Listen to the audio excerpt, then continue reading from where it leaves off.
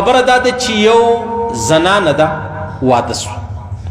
چې واده سوله بیا یې خاوند نارینه په شان و خاوند هغسې نه و چې څنګه خاوند په کار دی اوس څه چم کوي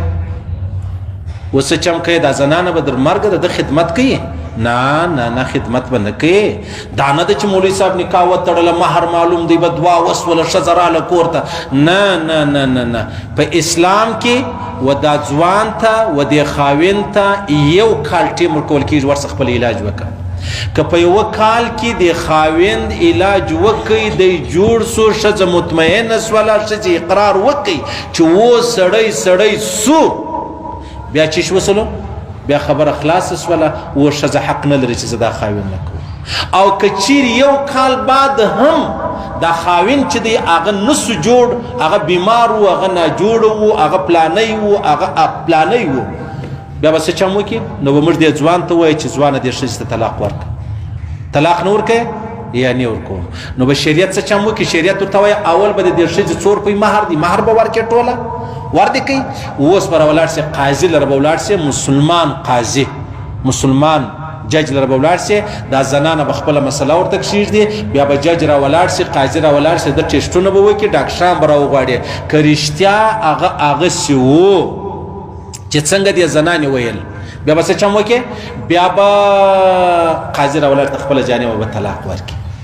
طلاق خو خاوند ورکوي او دلته قاضي چې دی هغه به راولاړ شي مسلمان قاضي هغه به د خپله جانبه طلاق ورکړي دا ښځه جلا سوله خپله عده دې تېره کړي بیا دې چش وکړي بیا خپل واده کوي دا چا کړی دی دا اسلام کړی دی نو په اسلام کې د زنانې دومره لوی ګورئ واده وسو زر کسان میلمانه راغلي وو خوشحالۍ جوړې سوې 5 ورځې ډولونه و دریاوې ولې نن خبره دې ځله راله ټوله سره ولاړو خپلو کورو لره نن بچی دا خبره وکړه چې زما خاوند داسې شریعت را ولاړ سو بالکل